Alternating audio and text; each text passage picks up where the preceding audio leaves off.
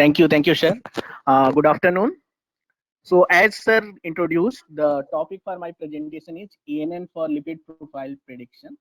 ANN is actually artificial neural network. It is a bio-inspired computing technique widely used, and nowadays we are hearing a lot about precision medicine and artificial intelligence in medicine. So, this topic becomes very relevant.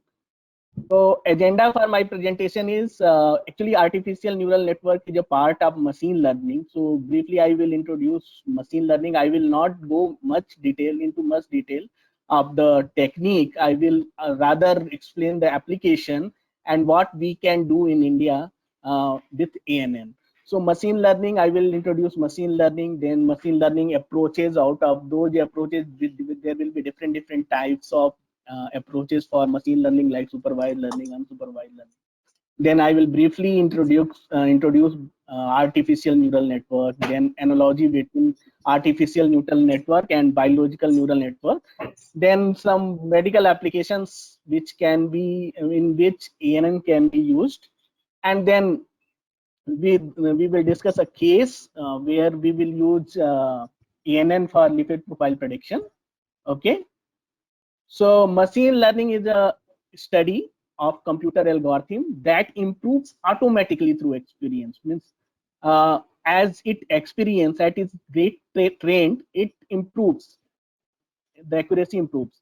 Thus, it develops a intelligence known as artificial intelligence. That's why it is called artificial intelligence. So artificial intelligence is a um, type of machine learning. So machine learning algorithm build a mathematical model based on sample data known as training data. Then in order to make prediction or decision without being explicitly programmed to do so. So that's why it's very useful. Machine learning algorithms are used in wide variety of application, as I was discussing, such as disease classification, uh, whether the person is having cancer or not, whether the person is having diabetes or not. So that type of classification, true false kind of classification, dichotomous classification can be done, or more than when there are more than two class, then also those classification can be done using machine learning. Okay. So if we consider this machine learning models as a black box, so there are inputs and then there are outputs. The first step is to train these models for given input and output. So in that scenario, the input and output both will be given. So for given input, output is known. Then we will find out whether this model will get trained or will experience or will develop intelligence. Then second step will be a portion of the trained data is used for validation of model. Then we will see what is the accuracy of model. There are different measure for accuracy, like ACC, uh, MSE, RMSE are there, root mean square error and mean square error, and accuracy is there. Then step 3 is, once this model is trained and then validated, the third step is to predict the output on basis of the input. So these are the 3 steps generally for training a machine learning algorithm.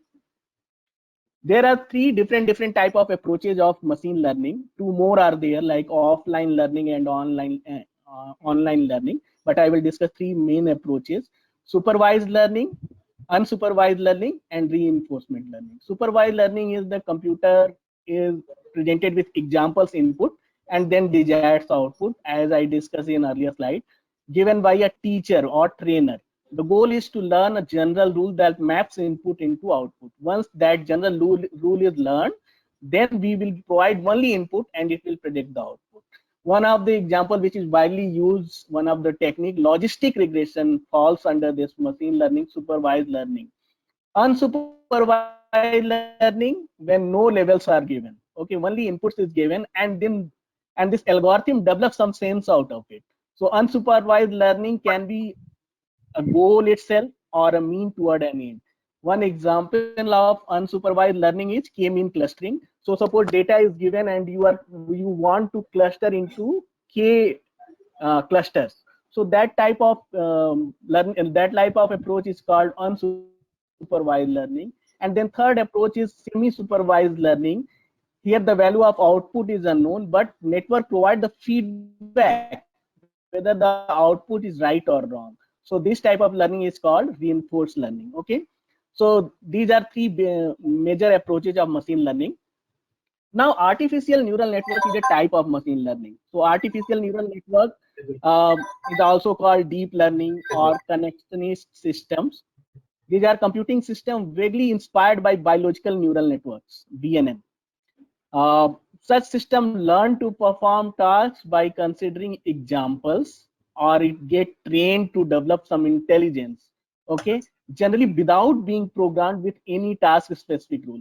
That's why this new approach is very useful.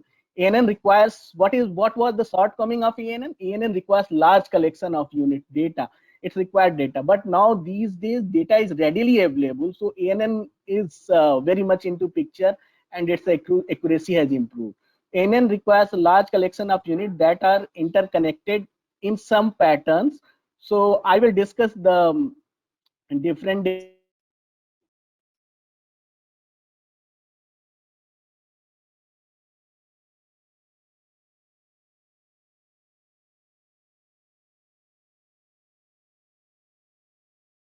that ANN requires a large collection of units that are interconnected, also called nodes, some pattern to allow communication between the units. Okay, so there are different, there is bias is there is activation function is there, but we will not go into that detail.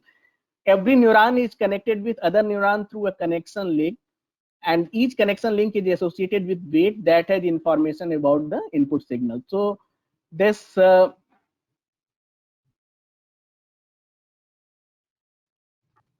like this biological neural network, it has dendrites, nucleus, soma is there, axon is there, and axon terminals are there. Similarly, in artificial neural network, which is visible in the picture, there are inputs. So soma is equivalent to node, dendrites are equivalent to inputs, synapses is equivalent to interconnection, and axon are output. And then the inputs are provided to this artificial neural network. Then there is a bias. These all inputs are actually multiplied with product, and this some product with some bias is feed into activation function, and that activation function gives the output for the next level. So that is how the actually ANN works. The architecture of ANN, three layers are there. More than three layers are also possible. As in this picture, there are two layers, hidden layers, one input layer and one output layer.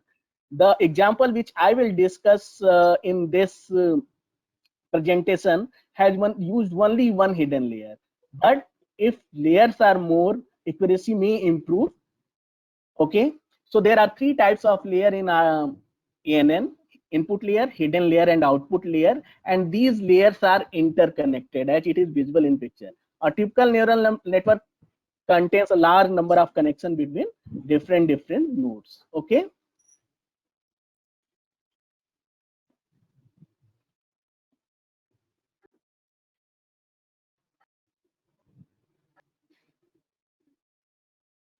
Okay. So now input layer, it contains those units which receive inputs, as name suggests. Output layers are, it contains units that respond to information about its learned any task, that is output.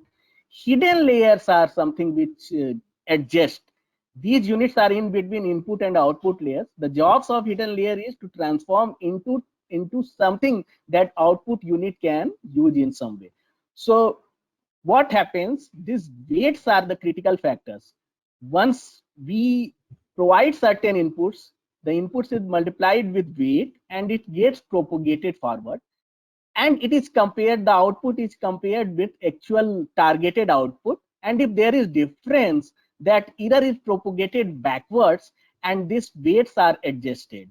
So most neural network are, as I discussed, are fully interconnected. That means each hidden neuron is fully connected with the every neuron in previous layer and to the next layer. So I was discussing forward and backward propagation. Forward propagation is input. When input is provided into ANN, it get multiplied with weight, and then some product is feed into hidden layer, and then hidden output of hidden layer is feed into output again multiplied with certain weight. So this is called forward propagation. Once the output from the ANN is known, it is compared with targeted value. And if there is some difference, and this happens during the training. Okay, if there is difference between the output of ANN and targeted value, that error is propagated backward, and that helps in adjusting the different weights again. And so again the input is given, and then again output is compared with targeted value. This way, this ANN tries to minimize the difference between the output from ANN and the targeted value. So this way it learns. So there are two types of propagation in ANN: forward propagation and backward propagation. Now, medical application of ANN. ANN was medical field. The use of ANN started in early 1990s. But as I discussed, it requires large set of data and computing requirement. That's why it is still underutilized. But nowadays, fast computing is available, and data set are also readily available, and there are softwares which actually treat ANN as black box, so it can be used by anyone. So now ANN can be used in medical. It's time to use ANN in medical field. With advancement in IoT, Internet of Things, and big data and computing capability, ANN is more useful than earlier. ANN being used in major disease areas such as cancer, diabetes, cardiology. So some of the clinical application of ANN in healthcare is clinical diagnosis, or actually are in using medical trials, whether this patient is critical or not, this patient should be admitted or not, or it should be treated in OPD only. This type of judgment can be done um, using ANN. So clinical diagnosis, prediction of cancer, prediction of diabetes, prediction of length of stay in hospital, which is very critical in context of insurance. Image analysis and interpretation, very useful in case of diabetic food, breast cancer, or ECG can be analyzed, and in case of MI. So image analysis is also possible using ANN. Non-clinical application, it can help in classification, so it can improve the healthcare organizational management. It can be helpful in prediction of key indicators such as cost, facility utilization. So it's very useful in non-clinical application also. And ANN has been used in decision support system. So in non-clinical application, ANN is used, but in clinical application, it is still underutilized. Its potential has not been realized. So the case which I am going to discuss is lipid profile prediction based on ANN. So lipid profile represent amount of cholesterol, triglyceride, and other fat in blood. Increased lipid level can harmful for both cardiovascular health and lipid profile. Since lipid profile can therefore determine approximate risk of cardiovascular disease. However, measuring lipid require a blood sample to be taken, somewhat diminishing the practicality of the test. So if we can use some method which is not based on taking blood sample, then it may be very helpful. So there is a relationship between lipid level and other indicators related to the obesity, which this this paper utilizes in predicting the lipid profile. So the relationship between lipid level and indicators related to obesity and other risk factor for coronary heart disease are used here. This list can be modified and can be checked for the accuracy. So but this paper has used 5 inputs or 6 inputs, which we will discuss. The study uses machine learning to predict lipid profile values from measurement that do not use laboratory tests, as I was discussing, and are more convenient to obtain. So obesity and lipid profile, as I discussed, there is relationship between obesity and lipid profile. Obesity and being overweight are factors that often accompanied by unfavored blood lipid pattern and often coexist with other risk factors for CHD, such as hypertension, smoking, diabetes, or family history of cardiovascular disease. So when obesity or overweight is there, the TCH level actually total cholesterol level increases, and triglyceride level increases, and low density lipoprotein value also increases. Why HDL, which is good cholesterol, actually the value decreases. So that is relationship between obesity and lipid profile. Now I have used ANN as black box. The same way you can use ANN using MATLAB Simulink. So using MATLAB software, you can treat ANN as black box. You can provide inputs to this ANN, and you can analyze the outputs. Okay, and then you compare this output with conventional methods. Okay, and this way you can train your ANN, and once your accuracy is improved, you can modify different means, different combination of input you can use, and different number of hidden layer you can use, and you can train your ANN. And once that ANN accuracy is, artificial neural network accuracy is good, you can start using this ANN for predicting triglyceride, TCS, TG, LDL, and SDL using this input, which are not based on blood sample. So here in this paper, we consider the following features like gender, age, body fat percentage, body mass index, BMI, waist to height ratio, which is VSTR, sagittal abdominal diameter, SAD, to height ratio, SAD, STR, systolic blood pressure, and diastolic blood pressure. And the output are total cholesterol, triglyceride, LDL, LHDL. So actually, what happens? The measurements which can be taken. So the weight was measured using balance beam scale, while body weight was measured with Harpenden anthropometer with precision of 0.1 centimeter. Well, waist circumference was measured with measurement tape with the precision of 0.1 centimeter at half the distance between the lowest point of coastal arc and the highest point of iliac crest. Holtman Kahn abdominal caliper was used for measuring SAD. Blood pressure was measured using traditional method of sphygmanometer, and level of cholesterol and triglyceride were determined using the standard enzyme procedure. Value of HDL cholesterol were determined using precipitation procedure with sodium phosphotungstate. So now, which the four inputs we are using, gender, age, systolic blood pressure, and diastolic blood pressure. These four are common, and then other four, BMI, SAD, STR, and SAD to height ratio and waist to height ratio, and fat percentage, is actually used. So these four and combination, and these four taken taken with these four, there are four combinations. So this is 5 feature input for ANN. And similarly, if we take 2 out of this BMI, SAD, STR, and weight to height ratio, waist to height ratio, and body fat percentage, so then that will be 4C2, 6 features will be there.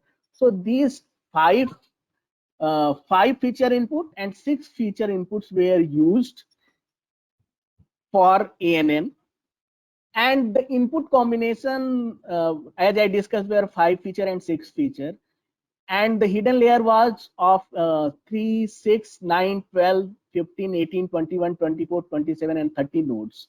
Okay, and only one hidden layer was used. We can use different combination of nodes and different combination of hidden layer to train and validate the ANN model. So for accuracy, we have taken 3 measures: ACC, MSE, and RMSE. The experiment was repeated 100 times, and this ACC, MSE, and RMSE was calculated. And if ACC was greater than 60%, then it was considered that model is good and can be used for prediction of lipid profile. So what were the results from this study?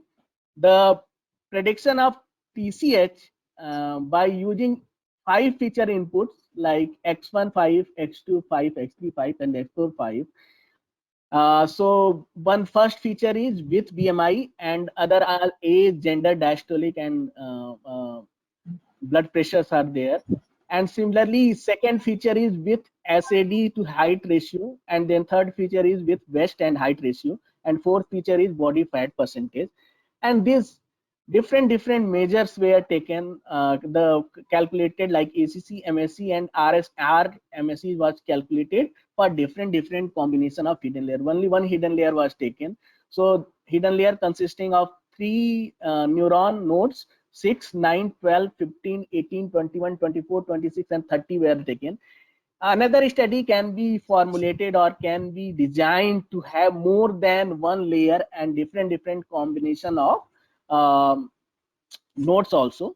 So as the result of this study suggested, it has used 5 feature input and 6 feature input. So for 6 feature input, the accuracy was 81.89 with inputs where other markers in combination with SAD to height ratio and waist to height ratio. The accuracy was 81.89%. Similarly, for triglyceride, the accuracy, highest accuracy was 44.47%. So which is less than 60%, and so not appropriate. So prediction of TG on basis of 6 feature inputs also, again, this is also approximately close to 40%. So again, not very good. The prediction of LDL using input with 5 features were very good. It was around 80%. And when it was using 6 feature, then again it was very good. It was 80%, approximately 80%. So we can say LDL can be predicted using this ANN. Not we are talking about ANN in general. ANN, we can design a different ANN with having more hidden layers and more number of neurons. So maybe this accuracy can further improve. So that need to be examined. So prediction of HDL by using 5 features input with BMI, with SAD, STR, and with waist to height ratio, with body fat percentage, accuracy was very good. It was 81.2269, so it's good. Similarly, prediction of SDL using 6 feature was again very good. It was 80%. So what we are seeing here, this case study suggests us that ANN can be used for predicting the lipid profile with certain accuracy, it's greater than 80%.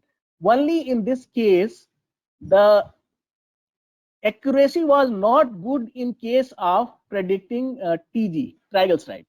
So, but this result is applicable for only this artificial neural network, which was having single layer and having 3 nodes, 6 node, 9 node, 12 node, so on.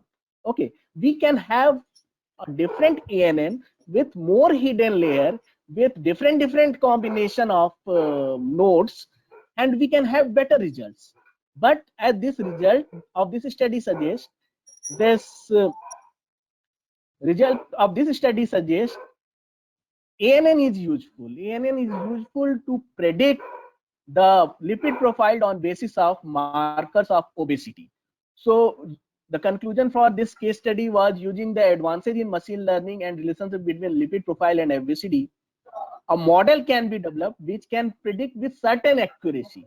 Okay, so as the data is available and more robust ANN or different combination of robust ANN is tested, this accuracy may further increased.